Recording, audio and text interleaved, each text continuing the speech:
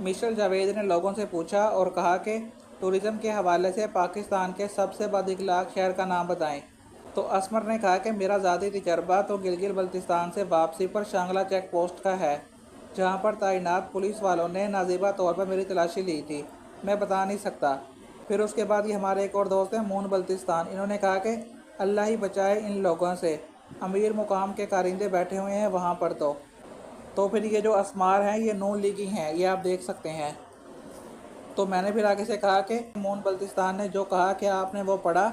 मैंने कहा कि मेरे लिए यह खुशी और शुक्र का मुकाम है कि अमीर मुकाम का ताल्लुक पीटीआई से नहीं है, बल्कि वोट को इज़्ज़त देने वालों के साथ है।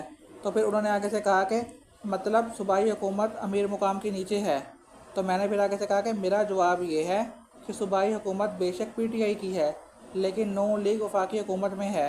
वफाकी हुकूमत जिसकी होती है उसके पास ही असल इख्तियार होता है, वो गवर्नर के ज़रिए अपनी मर्ज़ी का हुक्म चलाता है। इमरान खान ने पंजाब असम्बली क्यों तोड़ी थी, उसकी एक वजह यह भी थी क्योंकि वो अहम हुक्म इस्लामाबाद से ले रहे थे, और वफाकी हुकूमत किसकी थी? नून लीग की थी।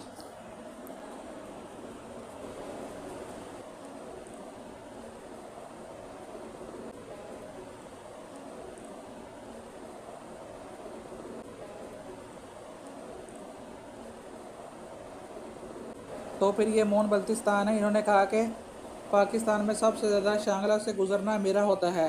भाईजान रग रग का मुझे पता है कि कौन किसका आदमी है।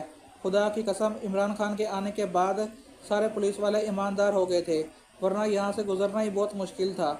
हर चौकी पे पैसा, रिश्वत वगैरह। उन्होंने कहा कि अलबत्ता अब सिर्फ शांगला के मुकाम पर यह सिलसिला अब भी है। तो मैंने फिर आगे से उनको कहा कि आपका शुक्रिया मोहन भाई, आपने अपना तजर्बा हमारे साथ शेयर किया।